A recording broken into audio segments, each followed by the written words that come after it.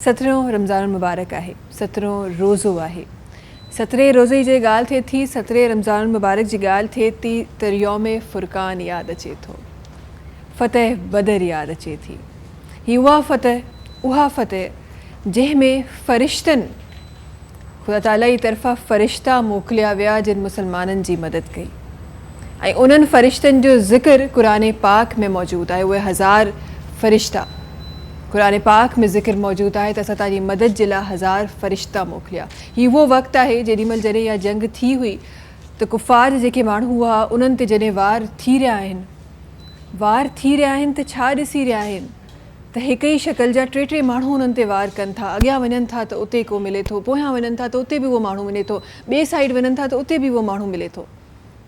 हीअ उहा जंग हुई जंहिंजी फ़तह जे लाइ ख़ुदा ताला मदद मोकिली, जंहिंजी फ़तह जे लाइ रसूल अकरम सल्लल्लाहु अलैहि वसल्लम पाण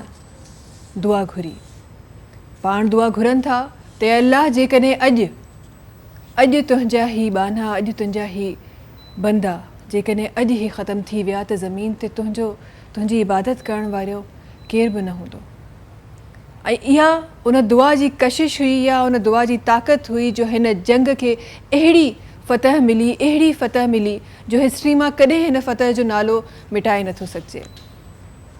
इस्लाम जी हिस्ट्री में ॿियूं बि अहिड़ियूं जंगियूं आहिनि, जंग ख़ैबर आहे जिथे असां अगेन ॾिसूं था त ख़ुदा ताला जी मदद सां कंहिं तरीक़े सां उहा जंग फ़तह थिए थी।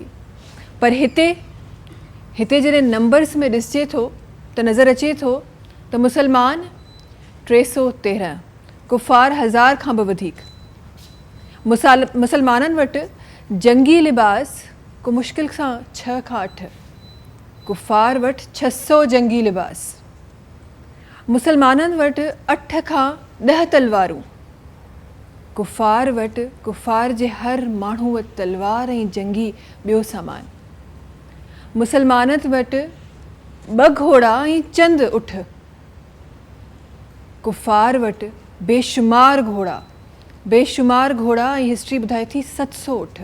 ऐं उठ जी जॾहिं ॻाल्हि थिए थी, जॾहिं जंग जे सफ़र लाइ वञिजे थो त हिस्ट्री इहो बि ॿुधाए थी त हिकु उठ ते टे माण्हू बारी सवार थिया ऐं हिकु उठ जंहिं ते रसूल अकरम सल्लल्लाहु अलैहि वसल्लम सवार हुआ उन ई उठ ते हज़रत अली करमल्लाह वजह बि बारी उन ई उठ ते सवार थिया। हीअ उहा जंग आहे जंहिंजो 313 जेको ही नंबर आहे, न्यूमरोलॉजी में बि इन नंबर खे हिकु कशिश ॾिनी वई आहे, हिकु वैल्यू ॾिनी वई आहे। हीअ उहो 313 जो नंबर आहे जंहिं नंबर जूं तस्बीहूं असां पढ़ंदा आहियूं। ही उहे नाला आहिनि 313 जंहिंजे नाले वठण सां बरकत आहे। वरी उते ई वरी ज़िक्र हिन जंग में ज़िक्र मुईज़ ऐं मुआज़ जो थिए थो। उहे ॿ घटि उमिरि जंग जा सहाबी जेके उन जंग में तमामु उन्हनि माण्हुनि सां गॾु हुआ। ऐं वरी ख़ुदा ताला जी तरफ़ां छा उन्हनि खे ताक़त मिले थी त अबू जहल जो क़त्ल बि उन्हनि जे हथनि ते लिखियलु हो। उन्हनि जे हथनि सां अबू जहल जहन्नुम रसीद थियो उनखे। सब्सक्राइब कयो असांजो official YouTube channel Sindh TV HD Islamic ऐं वधीक अपडेट लाइ बेल आइकन खे क्लिक करियो।